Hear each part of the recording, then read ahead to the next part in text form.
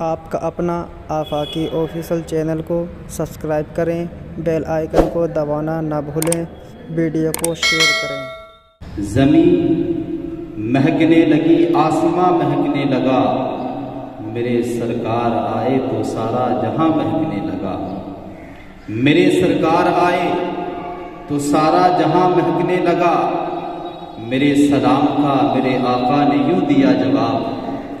میرے سلام کا میرے آقا نے یوں دیا جواب، سلام وہاں پڑھا اور میں یہاں مہکنے لگا، سلام وہاں پڑھا اور میں یہاں مہکنے لگا۔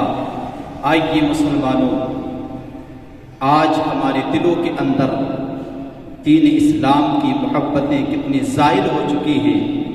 آج ہم مذہب اسلام سے کتنی دوری بنائے ہوئے ہیں۔ اللہ الصمد، آج اگر ہمارے سینوں میں قرآن کی قدر ہوتی، اگر آج ہمارے پاس علم دین کی قدر کی جاتی، اگر ہم قرآن کی قدر کرتے، مذہب اسلام کی ہر بات پر عمل کرتے، تو آج ہم دنیا میں رسوا نہیں ہوتے۔ اللہ الصمد، آؤ تمہیں بتاتا چلوں یہ قرآن کتنی قدر والا ہے، یہ قرآن کتنی عظمتوں والا ہے، یہ قرآن کتنی شان والا ہے، یہ قرآن کتنی برکتوں والا ہے۔ آج ہم نے قرآن کی قدر نہیں کی ہے، لیکن قسم خدا کی تاریخ کو اٹھا کر کے دیکھو، فقط قرآن نہیں، اگر کسی نے قرآن کی ایک آیت کا بھی ادب کیا ہے، اللہ نے اس کو اپنا محبوب بندہ بنا لیا ہے۔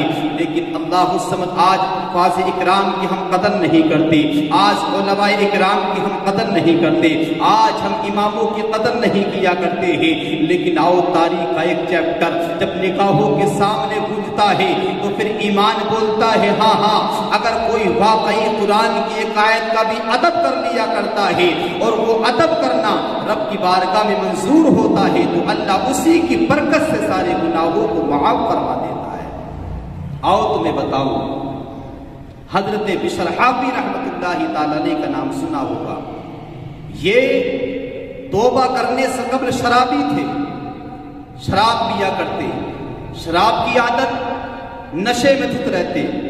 اللہ سمجھ، شراب کے نشے میں ایک بار آپ راستے سے گزر رہے تھے، اسی وقت میں دیکھا کہ راستے میں ایک کاغذ کا ٹکڑا پڑا ہے، اس کاغذ کے ٹکڑے پہ لکھا ہے بسم اللہ الرحمن الرحیم، اللہ کے پاکیزہ نام۔ قرآن مقدس کی ایک آیت کریمہ کو دیکھا کہ بسم اللہ شریف کا ٹکڑا راستے میں پڑا ہوا ہے، اس کو اٹھاتے ہیں، اپنی آنکھوں سے لگاتے ہیں اور اس کے بعد بازار سے عطر خریدتے ہیں، اس کو خوشبو میں معطر کر کے بلند مقام پر رکھتے ہیں، اس کا ادب کرتے ہیں، اونچی جگہ پر رکھ دیتے ہیں۔ ادھر بشر حافی رحمت اللہ تعالی علیہ نے قرآن عظیم کی ایک آیت کریمہ بسم اللہ شریف کا ادب کیا ہے، اس کو عطر لگا کر کے اونچے مقام پر رکھ دیا، گویا کہ رب کی رحمت نے جھوم کر کہا ہوگا اے بشر، اے بشر، جب تو نے میرے نام کو بلند کیا ہے، میں بھی تمہارے نام کو بلند کر دوں گا۔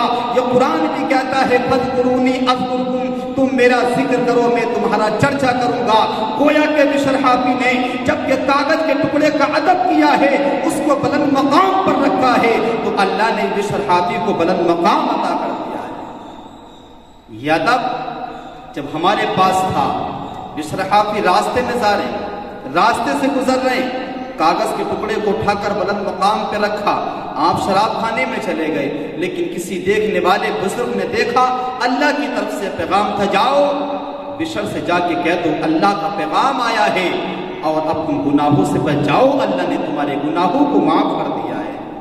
خواب دیکھنے والا صبح اٹھتا ہے اور سوچتا ہے وہ بشر جو کہ دن بھر شراب کے نشے میں رہتا ہے، وہ بشر جو کہ گناہوں میں ملوث رہا کرتا ہے، اس کے نام خدا کا پیغام، شاید میرا خواب جھوٹا ہے، شاید میں نے غلط دیکھ لیا ہے۔ اگلی رات پھر خواب آتا ہے، پھر بات کو اسی طرح سے چھوڑ دیا جاتا ہے، تیسری رات پھر ان بزرگ کے خواب میں یہ بات بشارت ہوتی ہے بشر کو ہمارا پیغام پہنچا دو، ہم نے اس کے سارے گناہوں کو معاف فرما دیا۔ وہ شخص صبح کو بیدار ہوئے، پتہ کیا کہ بشر حافی کہاں پر ہے، معلوم کرنے پتہ لگا کہ وہ تو شراب کے نشے میں دھت ہوں گے، وہ تو شراب کی محفل مجلس میں ہوں گے۔ جب وہاں پر پہنچے دیکھا کہ شراب کے نشے میں اندر مجلس میں بیٹھے ہیں، کسی کے ہاتھ پیغام بھیجا کہ جاؤ باہر تمہیں کوئی بلا رہا ہے، کوئی پیغام لے کر کے آیا ہے۔ بشر حافظ جا کر اندر کہتا ہے کہ تمہارے نام کوئی پیغام آیا ہے، کوئی خبر لے کر کے آیا ہے۔ بشر وہی شراب کے نشے میں کہتے ہیں اس آنے والے سے پوچھو کہ کس کے نام کا پیغام لایا ہے۔ اندر جا کر کے بشر حافظ کو بتایا کہ تمہارے نام جو پیغام آیا ہے وہ اللہ کا پیغام ہے، اللہ نے تمہارے گناہوں کو معاف فرما دیا ہے۔ بشر حافظ یہ سن کر کہ خدا کا پیغام میرے نام، اپنی جگہ سے اٹھے۔ اس وقت آپ کے پیروں میں چپل نہیں تھی، ننگے پیر تھے، باہر نکلے، خدا کا نام سنا کہ خدا کا پیغام آیا ہے، اللہ نے سارے گناہوں کو معاف کر دیا ہے، تم نے اللہ کے نام کا ادب کیا تھا۔ آپ اس وقت سے ننگے پیر رہنے لگے۔ بتانے کا مقصد یہ ہے کہ کاغذ کے ایک ٹکڑے کو ادب کیا، بسم اللہ شریف کی ایک آیت کا ادب کیا، تو اللہ تعالیٰ نے ایسا مقام عطا کر دیا، ایسا مقام عطا کر دیا کہ اپنے خاص بندوں میں شمار کر دیا۔ اگر آج ہم حافظ قرآن جو پورے قرآن کو سینے میں سمائے ہوتے ہیں، ان پہ نکتہ چینی، ان پہ اعتراض، ان پہ گلے شکوے ہماری زبان سے نکلا کرتے ہیں، ہمارے بچے، ہماری بیٹیاں، ہماری گھر کی فیملی کا کوئی بھی فرد کسی بھی گناہوں میں ملوث ہو، ہمیں نظر نہیں آتا ہے تو گناہ امام کا نظر آتا ہے۔ کوئی چھوٹی سی کمی امام کے اندر پائی جاتی ہے، اس کو بڑا بنا کر کے سماج میں عام کر دیا جاتا ہے۔ یاد رکھو، اگر کوئی بندہ حافظ قرآن کا ادب نہیں کرتا ہے، جیسا کہ ادب کرنے سے بلند مقام مل جاتا ہے، اسی طرح کسی حافظ قرآن کی بے ادبی کرنے سے، توہین کرنے سے اس کو نیست و نابود کر دیا جاتا ہے، اس کو بے عزت و ذلت و رسوائی کے دلدل میں ڈال دیا جاتا ہے۔ ہمیں چاہیے ہم قرآن کا ادب کریں گے، انشاءاللہ تعالی قرآن کی عظمتیں ہمیں مل جائیں گی، قرآن کی برکتیں ہمیں نصیب ہوں گی۔ اس لیے ہمیں چاہیے قرآن کا ادب کریں۔ یہ قرآن ایسی عبادت ہے، قرآن ایسی تلاوت ہے، قرآن ایسا ذکر ہے۔ فرماتے ہیں جب کوئی پڑھنے والا قرآن پڑھا کرتا ہے، یوں سمجھو کہ گویا کہ اللہ سے ڈائریکٹ باتیں کر رہا ہے، اللہ سے باتیں کر رہا ہے۔